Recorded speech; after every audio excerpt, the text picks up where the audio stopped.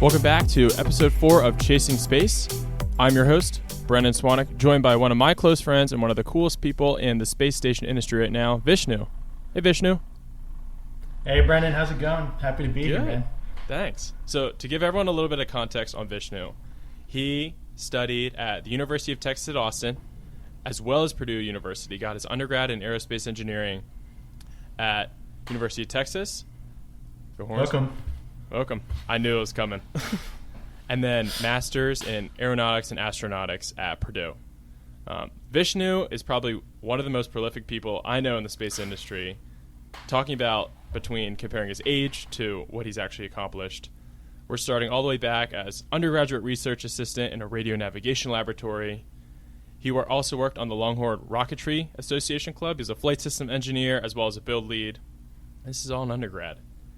Then internship with Firefly Aerospace, who most recently just had their Flight 5 launch, which went great, had a phase change at phase 2. There he did a little production and GSC intern his first time around with some design work, as well as a propulsion intern the following year. After that, he also worked at the Texas Rocket Engineering Lab, chief engineer, as well as a structures lead back in 2019. Moving forward, this is going to be a laundry list of different experiences. He also had an internship out in Hawthorne, probably one of the last classes of interns that will be out of Hawthorne and at their new location in Texas, as a Raptor, research and design, propulsion associate engineer, and the list does not stop there. Following that, he joined Axiom Space in the summer of 2022 as an ECLS intern. So we'll talk a little bit more about what ECLS is, but we're going to stick with the acronyms for now. Moving on, this is now in Purdue area. We're getting our master's now. Joined NASA Johnson Space Center. He was a NASA Joint AR intern, augmented reality. And I can't wait to hear what you have to say about that. It's I think it's probably the coolest internship I've ever heard of. It was a lot of fun. Yeah. And beyond that, did some work as a Halo Human Factors intern at Geologic, which is also associated with the NASA internship, correct? Yeah. This is a contractor for NASA. And currently, Vishnu is still down in Houston, and he is working full-time as an ECLS engineer on the Axiom space station. So that's Vishnu in a nutshell. Vish, anything else that I missed that you want to add to this?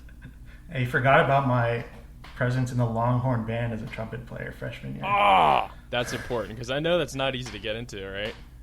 Yeah, there was a whole tryout, mini band camp and everything. It was a lot of fun. So, Vishnu, I want to start off back all the way in your eras with Firefly and SpaceX. So, both of these internships, it looked like you did propulsion work. Can you talk about how you ended up in these high-class A1 companies that are both launching rockets very frequently, either every other day, like in SpaceX's case, sometimes double headers, and even Firefly that plans on cranking out 3 more launches this month, or this year, rather? It's pretty amazing what Firefly and SpaceX can do, but it's kind of crazy to think about what it was like when I first started at Firefly. I mean, there was a Firefly before even I started at Firefly. I think it was like Firefly Space Systems, which eventually became Firefly. But yeah, I think being able to work in those companies, I learned a great deal. But it's really a testament to just taking advantage of the opportunities that are presented to you that kind of got me to be able to work in those places. I think my first internship was at Firefly, and I just worked part-time designing models that they would use for their South by Southwest conference. So there's just like models of their second stage Lightning engine. And so they just needed help with some design work, making some models, helping get stuff manufactured. And that's what I did part-time, like my first or second semester of sophomore year. But it was just like a random email that Firefly had sent out to the department. And wasn't going to apply. I'm like, maybe I don't have enough time for this, but I just applied anyway, got in, and that kind of built the momentum for the rest of the stuff I did in aerospace. So you were still at UT at that time, right? What year were you in school when you started working with Firefly? I think I was the second semester of my sophomore year. So. Oh my gosh! Yeah. And your the following year, so your junior year, is that when you were working with Miranda engines? I don't think they'd started working on that quite yet. So I think when I was working there, they were still working on their Alpha vehicle. And so that's when they had the Reaver engines, which is their like first stage engines. So that's what I worked with mostly. And then they had their a lot more complicated second stage engine, the Lightning engine. So that's what they were working on when I was there. They were still prototyping the designs. I remember my first mentor, he was like the RE for the Reaver engine at the time. He's like, hey, come take a look at this. So we walked out of the warehouse. It's like an hour outside Austin. Went to like this road that's parallel to their hot fire stand out in Briggs, Texas. And then we just watched a Reaver hot fire right in front of us. It's like a long duration, but they were trying to get it working all day. And it's just insane, the power behind those engines. And it was pretty inspiring just watching that go off. That's unreal. And those were methane. So is that a green flame that you saw in person? I think they're LOX RP1 engines. And so that green flame is actually the T-type, so that helps ignite the propellant. Oh. Yeah. Oh, that is so cool. I was very close to catching the Flight 5 launch out of the Vandenberg Space Force Base. Mm-hmm. And I know it was a night launch, and I can't imagine how sick that would have been in person. On top of like being like a black carbon fiber rocket to begin with, launching that night. It's super cool. It's insane. And then after that, was it the following summer that you went right into SpaceX? Working on Raptor R&D? Not quite. I think I had a few semesters at Firefly. I was really lucky because it was based in Austin, and then I went to school in Austin. They were 30 minutes down the road. So I was able to work part-time for a while, work there over the summers. And the best part was being able to, and the most challenging part was being able to be there while they were doing a lot of the acceptance testings for their first flight rocket. And so they were testing the first stage engines, putting the entire vehicle together. It was like extremely hectic. I guess there were a lot of things that needed to get done really fast, so we worked really hard to be able to do that. And what were you? I don't know if that answers your question, but yeah. What were you specifically? So you're doing R&D for the Raptor engine. Yeah. What does that entail? Sure. So yeah, when I got to SpaceX, so we were on the R&D team. I was working with the Raptor engines, working with the R&D department. I did a couple different projects there. At the time I got there, they were pretty satisfied with how the Raptor engine was performing. So a lot of it was, how do we like get the production going as fast as possible? So a lot of what I worked on was trying to increase the pace of that production, but mostly on the R&D side. So I built a lot of like ground support equipment that allowed technicians to be able to move all of these different 2,000-pound Raptor engines around their Hawthorne campus. And then also helped design a lot of the build stands that I'm not sure if they're still using, but they were planning on using for doing like their maintenance and repair operations for the Raptors out in Hawthorne. That is sweet. So working on brand new ways to reimagine GSE, or ground support equipment, for those who aren't familiar with the acronym. Yeah. That is unreal. And did you see any Falcon 9 launches when you're doing that internship? Or did you just see the cooler part of seeing them built? Yeah, I just got to see them built. It's pretty amazing. As soon as you like walk into the door, walk like 50 feet in the Hawthorne, you just see them building up the Dragon in one corner, the Octaweb of the Falcon 9 in another. It's pretty insane. I think when you tell people that were born before 1970 that you work in a rocket factory, they probably wouldn't really like fully process what that means. And it's even crazier now because I think as of late, SpaceX down at Starbase in Boca Chica is building a Starship factory. It might already be built out. I know they just rolled out their super heavy booster for Flight 5 and did a static fire, and they have some really cool shots of them pulling it out, and they got the huge factory in the back, glassed out. Now that I'm thinking about it, I think the Everyday Astronaut did a tour of it, which I would definitely recommend watching. Those are always so cool because it's Elon and Everyday Astronaut walking around, and Elon's kids are running around. It's like, oh man, these kids just get to run around Starbase. It's so cool. I think I just remember a clip of him just giving Elon a suggestion for like one of the thrusters or something like that, and he ended up implementing it onto the Starship. Yeah, what was that, hot gas thruster instead of a cold gas thruster or something like that? And he's like, yeah, that's actually a great idea. I saw that one go viral on all the space TikTok I watch. Oh, yeah. So after that, we jumped right into Axiom. Axiom down in Houston. And this is probably when the company was less than 600 people. And you were working as an Eclipse intern. So can you tell us a little bit about, for the everyday listener that is not familiar with space, what Eclipse is and a little bit about Axiom Space as a company? Yeah, so Axiom Space is doing a couple different things right now. They've grown a lot over the last couple of years. But they're doing three main things. One is designing first commercial space station. So that's being planned to dock with one of the ports on the International Space Station in the next couple of years. On top of that, I just got a contract maybe a year or so ago for developing the spacesuits for the Artemis program. So working on lunar suits as well as EVA suits that we could potentially use on space station. And then finally, which is something I'm really proud of to as an employee there, is being able to send up private astronauts to the space station. So doing a lot of the training for them, helping them with the media, planning and organizing a lot of the research, and just kind of enabling people to live and work on the space station. So that's kind of what Axiom does as a whole. I think it's kind of the pinnacle of human spaceflight. Maybe not pinnacle, but they just do everything you could think of with human spaceflight. Well, it seems like they're juggling a lot of eggs right now. So they have the entire station, which is multi-modular. I think it's 4 modules. Correct me if I'm wrong, for including the power tower. Yeah, sure.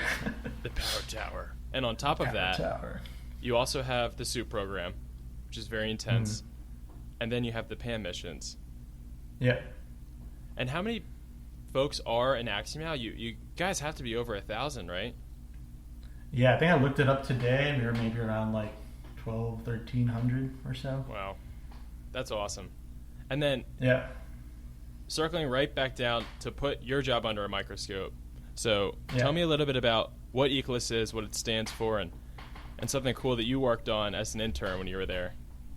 Yeah, so ECO stands for the Environmental Control and Life Support Systems on the space station. So you're keeping the astronauts alive. Yep, exactly. So making sure that they get the same quality of air that we get down here on Earth, but up on the space station, maintaining the pressure of the cabin, recycling all of the water, recycling the air, making sure that's clean, and just keeping them alive in space. So. And what was the project you specifically worked on when you were there? Because I think it was a vestibule air-safe pump.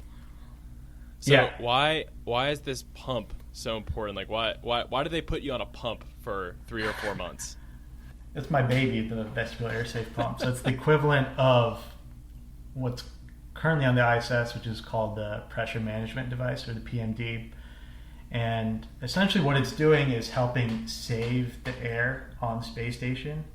Every kilogram of air is so precious on the space station. You really don't want to waste it, because then you have to bring back millions of dollars worth of air back to it to fill it back up.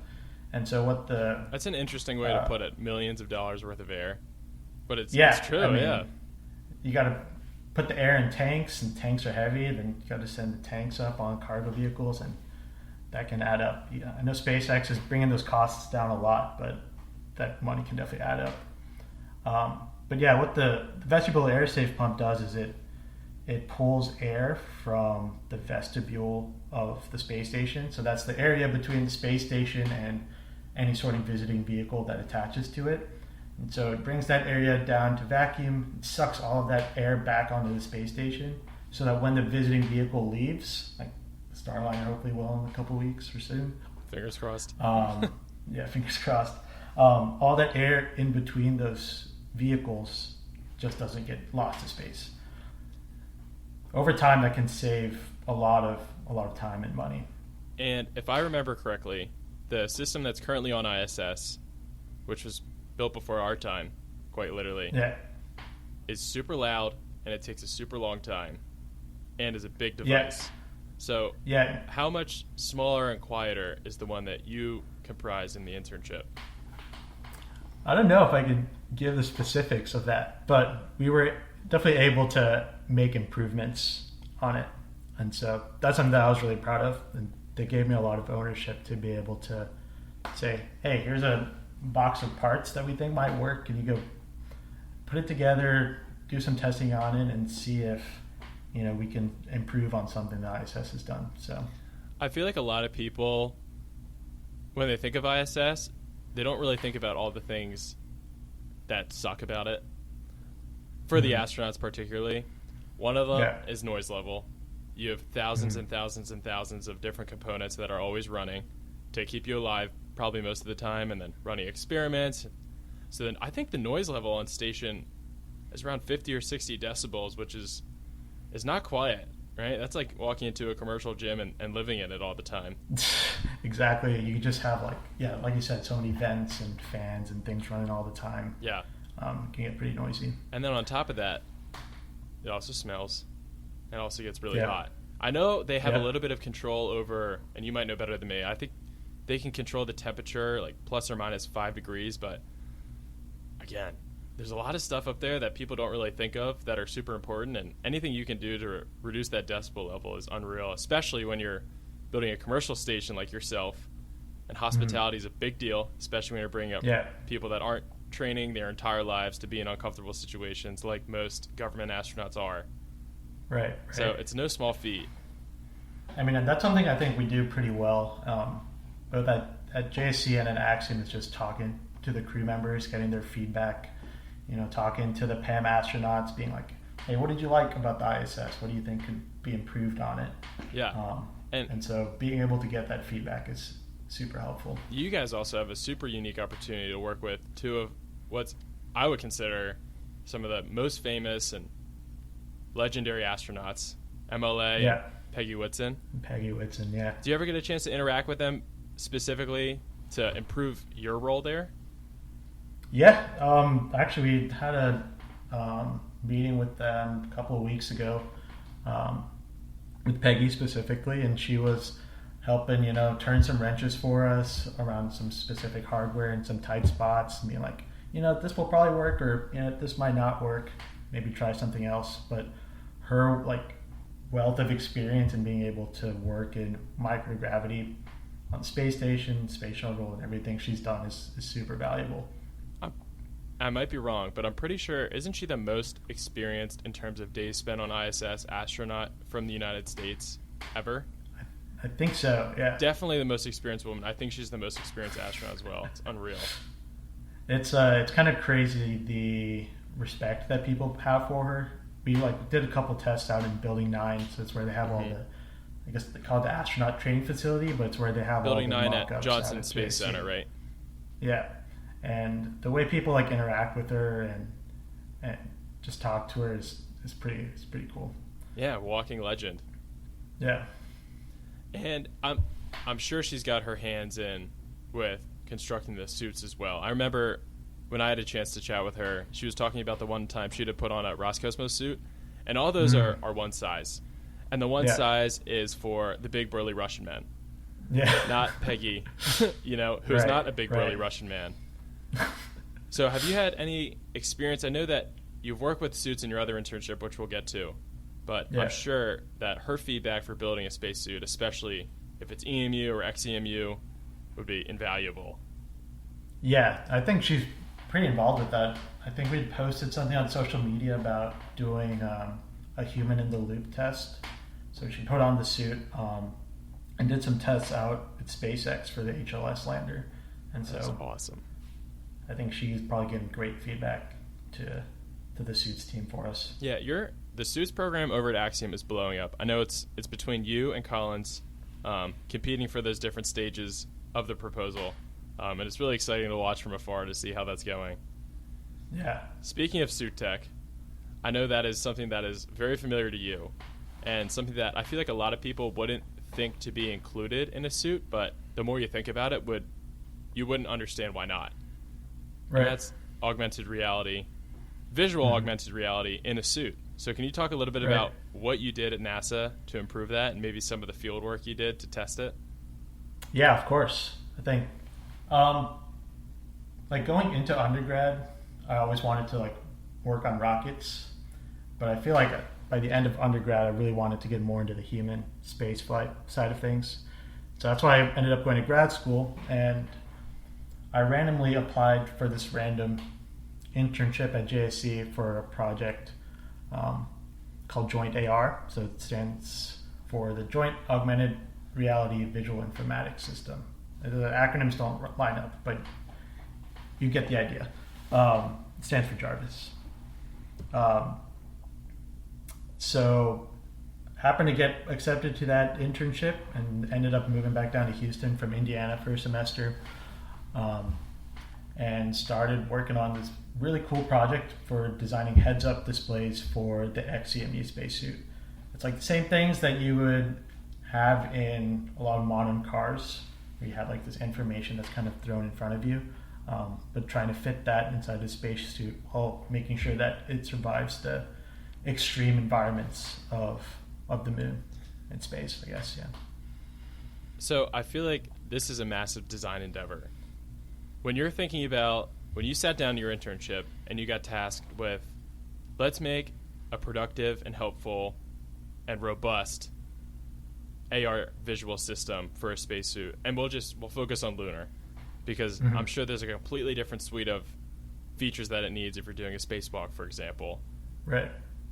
What does that look like? What are the lunar features that needs to be in a suit AR system? So for the lunar features, you can get pretty into the weeds, but the main thing that we're trying to figure out with the moon is how to navigate on the moon. So something that's really important in human spaceflight is this concept called human-in-the-loop testing. And so that's where you throw like a representative crew member or someone who's like actually going to be in that environment into a simulated version of that environment. And so for this XCMU suits, NASA likes to use this analog testing program called JET.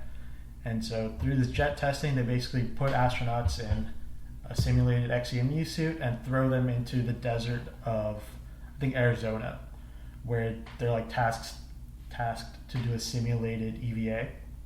And so from one of those testings, what we learned was how important navigation was to the crew members. I think we noticed how lost the crew members get. Interesting.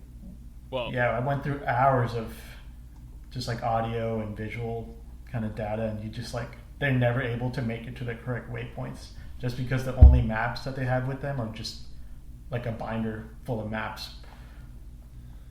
How did? Yeah, sorry, I didn't mean to cut you off. No. That's so. Obviously, that's something that you want to improve, because you don't want astronauts lost on the moon's surface, especially when they're venturing farther than they did during the Apollo era, right? Mm-hmm. How do you build a map of the moon? Like, what does that even consist of? How do you build a map of the moon? For an AR display. Yeah, so you take a lot of the data. In my head, which is very naive, I just see like the Google Maps where it just lays it out and it's all perfectly mapped and it's all LiDAR'd. But clearly we don't have those capabilities up there. But I think we're getting pretty close. I think a lot of like the navigational tools still need to be developed, but we're getting better at being able to map the lunar surface. I think just recently we were able to find like a cave on the lunar surface. I think that was real. And so we do have a lot of data that we're starting to get. And with a lot of the like CLIPS missions that are going to go before humans, that'll kind of help us kind of build up that navigational kind of infrastructure for the moon. That's awesome. So correct me if I'm wrong, but towards the end of your internship, you got to test this out, right? Test out your work. Yeah. So what the team was able to develop was a registered AR system. And so there's basically registered augmented reality and unregistered augmented reality. Unregistered augmented reality is kind of what you see in cars, where you just have like a transparent display that's done in front of you. So what that's helpful with is like you don't have to, like your hands can be free and you don't have to be holding a map and trying to like look at information, because every like small movement in the suit adds up, and like over an 8-hour EVA or an 8-hour mission, you're just going to get really tired really fast. And so having that AR in front of you really helps. But what makes it even better is when it's registered. So what that means is it's able to interact with the environment around you. And so you're able to, you know, drop waypoints, kind of see the path that you need to walk on in front of you. And so we were able to get our system to that point. It was in a much smaller scale than like the moon. But we were able to create that registered AR environment, and we stuck crew members in our little suit that we made, and they were able to, you know, navigate between different waypoints and just test it out and give us good feedback to improve on the design. Can you imagine if Buzz Aldrin or Neil Armstrong today were able to put on the tech that we have now compared to the scuba suit that they had to wear? It's like, okay, it's kind of unreal to think about, like putting on a spacesuit and having an AR display and a registered AR display with waypoints on the lunar surface. Right. It's like unreal, you know? And you really don't hear about that research. And that was part of your master's thesis at Purdue, correct? Yeah, so basically did a bunch of testing with AR devices and human-in-the-loop testing with crew members and just see what kind of like user experience crew members kind of need to be able to function well on the moon. That is unreal. Yeah, the best part was being able to work with crew members. We worked with like Drew Feustel, who's I think recently retired. Zena Cardman, I think she's on the Crew 9 mission coming up. It's pretty intimidating when they walk out of their Hyundais to the test site. But it's an incredible experience. But they're also like your neighbors in Houston. Like I like talk to my friends who like grew up in Clear Lake, and they're like, oh, this person like lived 4 doors down from me. And so I used to walk my dogs with MLA. Yeah. Exactly. It's awesome. So, but yeah, that's definitely the best part. You've been on the front lines of the most emerging tech in the space industry, starting with Firefly, then SpaceX, then NASA AR systems, and Axiom currently. And I think the Axiom space station is one of those things that is going to be pinnacle in the next 20, 30 years to see how this CLD process lays out, all of these different commercial space stations. We went from just Axiom, I think, in the beginning back in 2016, and now we're working with Axiom, Starlab from Voyager Space. We have Vast Havens 1. We have Sierra's Orbital Reef. I think there's actually a couple others out there that may not technically be part of the CLD program. But for Axiom stations specifically, I know Hab 1's coming up. It's being built in Italy right now. I love watching those videos online, the Tazi videos. Yeah. It is so cool. So can you talk to me? I think what gets a little bit confusing is the difference between, we'll just hone in on Starlab and the Axiom space station. So Starlab is a separate entity that's going up on Starship. It's one module, and it's free flying. Axiom took a little bit of a different approach, where it's actually docking to ISS and being built out module by module. Can you talk to me a little bit about all the way from Hab 1 to the power tower and how that's going to work? I think for folks that aren't in the space industry, this sounds like a really crazy concept. It's like taking a renovation of your house, and then when the old part of your house is decommissioned, just having the rest of your house there. Yeah. So it's like it's kind of weird to think about, but it's actually a pretty brilliant business model. So can you talk about that? How you even got access to that port and how this is going to work? Yeah. So I think the way we got access to that port, to just kind of start off with, was just a contract that NASA had put out to be able to get access to the Node 2 port on the ISS.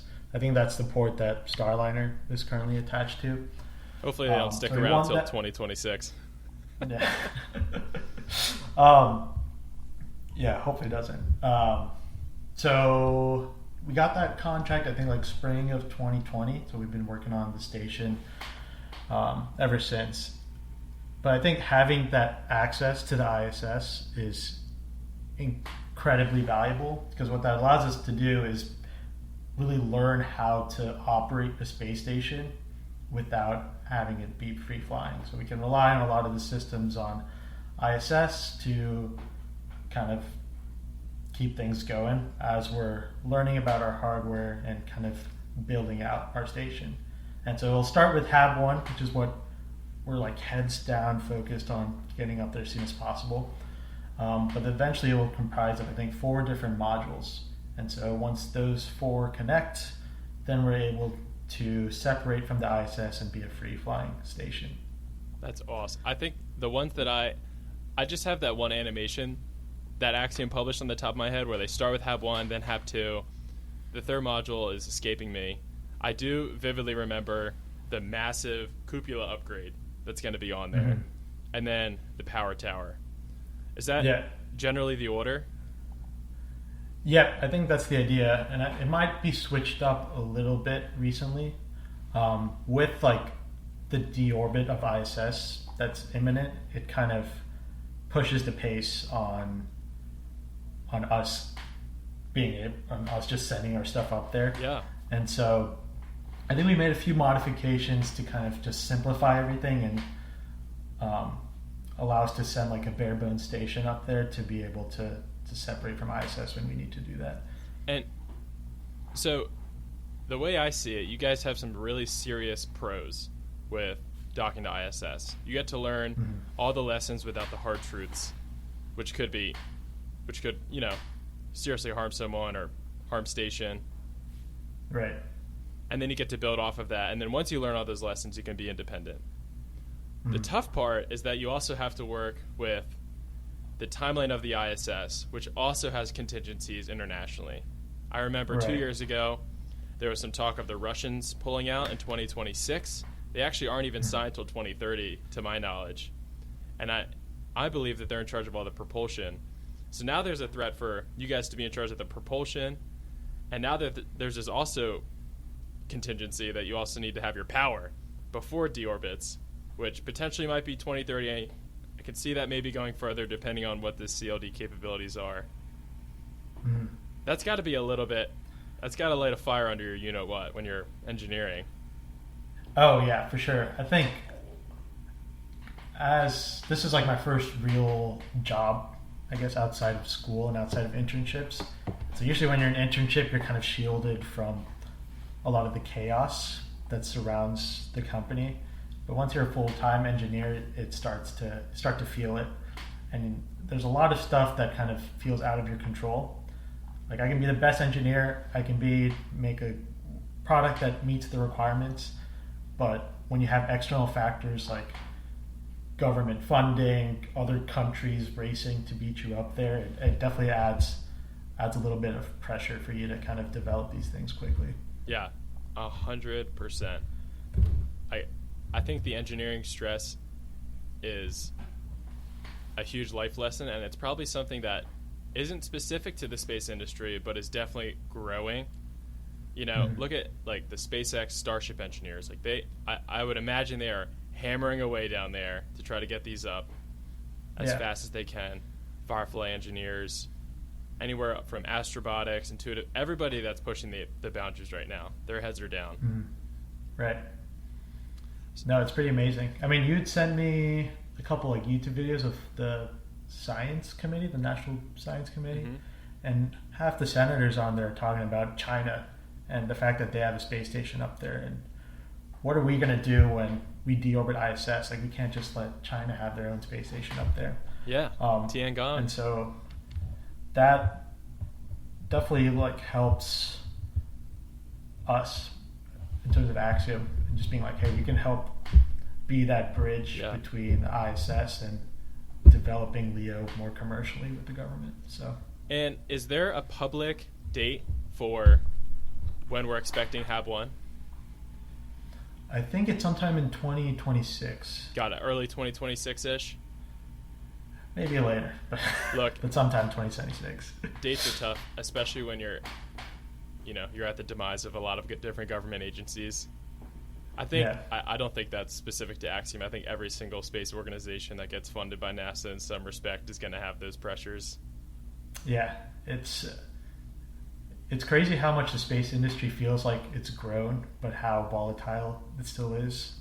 Yeah, it is extremely volatile, but it will be cool. And I do think it's attracting the best talent in the world at this point because it's one thing to be an engineer on a project that is cool but you don't care about, but I almost feel like everybody in space is just so passionate about what they're working on because there really isn't any cooler shit out there to work on. I mean, maybe you and I are biased and everyone that listens to this is going to be a little bit biased, but seriously.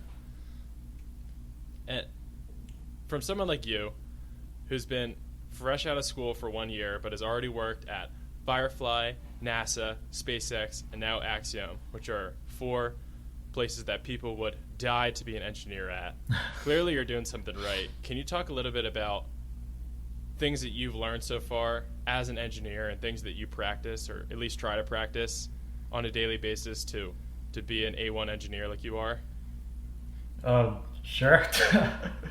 Thanks. I've definitely got lucky with being able to get as many opportunities as I have, so I'm thankful for all the people that kind of helped push me in the right direction, gave me those opportunities. I've been able to learn a lot of engineering values along the way, especially from like my first time at Firefly. That's where I really got like my real foundations with engineering.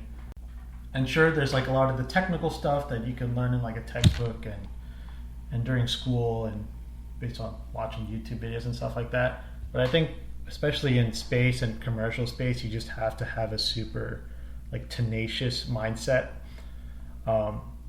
Just like you just can't stop. You just got to keep going healthily, not toxically. I think the best would be like move quick, but don't hurry. Right. And just like don't give up. Yeah.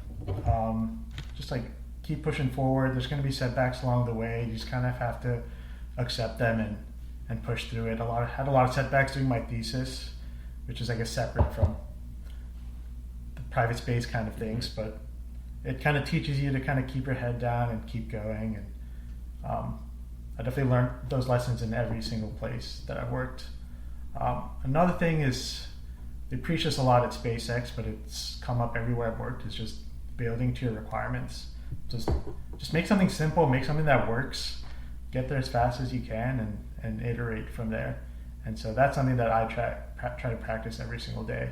Just using my first principles to make something that just meets the requirements and just tweaking it and improving it as you go.